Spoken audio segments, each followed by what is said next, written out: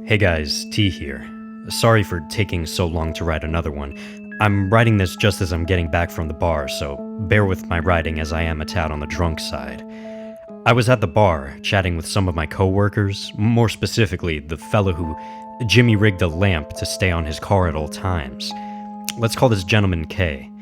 K is a 35-something guy with 2 kids and a wife, a pretty run-of-the-mill guy by many standards.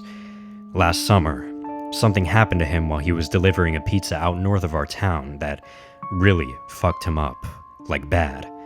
Whatever happened that night, the only person he ever told was our boss. What he told our boss gave him enough reason to give him 2 weeks off paid. Just recently, and by recently I mean an hour ago, Kay opened up to me over a few beers and let spill what happened that night and why he's so terrified of the dark.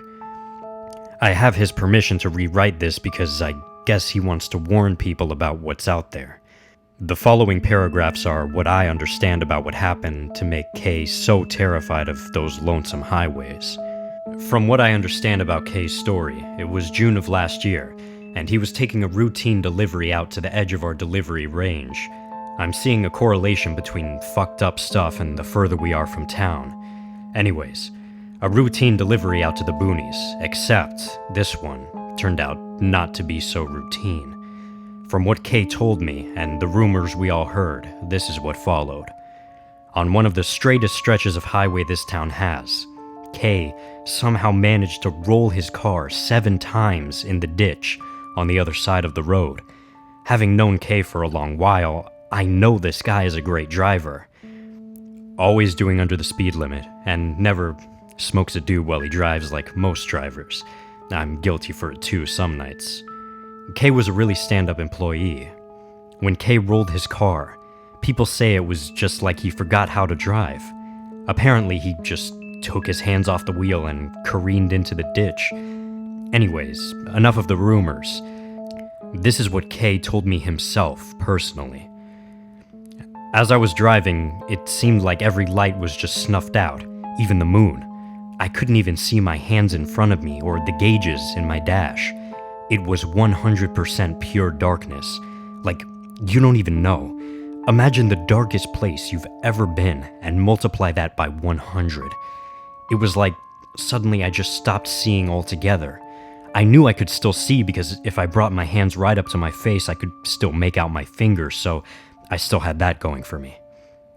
Shortly after that, he said he crashed into the ditch. What he said happened after that was what really creeped me out. After I rolled the car, it was obvious I was pretty fucked up, but I still needed to phone for help. I sat myself upright with much difficulty and searched around my car in the pitch black. This is when I knew I was totally shittered. When I felt around for my phone, I felt something in the passenger seat. It had the shape of a human, but was covered in some kind of slime. Obviously, I was absolutely fucked emotionally at that point and withdrew my hand.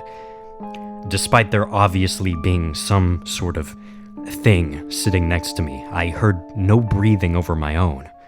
The worst part about this whole ordeal, it fucking touched my back, dude.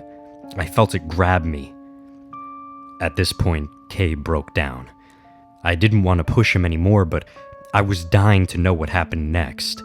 After a few more shots and some heartfelt hugs, he let it out. "What happened after that thing touched you, Kay?" I asked as nonchalantly as possible. "Honestly, dude, I don't know. After that thing grabbed onto me, I blacked out.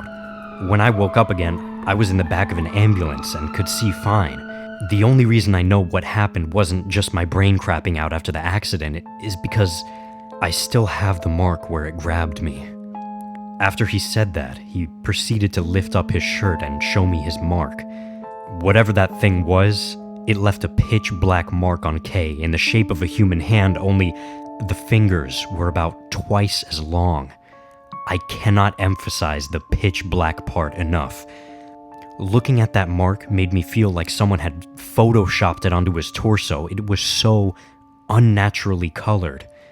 Nothing natural could have made such a black. It wasn't just black, it was entirely devoid of color. Seeing that mark gave me really bad anxiety of my own. Shit like this is out there on those highways, and if I ever saw something like that, I might fucking keel over on the spot. As for why my boss gave him 2 weeks, I hypothesize it was to keep his mouth shut. After hearing some more rumors, this was not the first case of weird, unexplainable shit happening to us drivers. I think my boss knows about it and is trying not to scare the new drivers off. Depending on how my exams go, I might try to get to the bottom of some of these rumors and report back to you guys, if you want me to. After hearing what Kay told me and the proof he showed me, I'm having serious doubts about delivering out to the boonies anymore. Between Kay's shit and my own experience, I'm certain there's really fucked up shit happening up here in northern Canada. Whether or not it's happening elsewhere, I need to know. Tell me your experiences, guys. I need to feel like I'm not alone out here.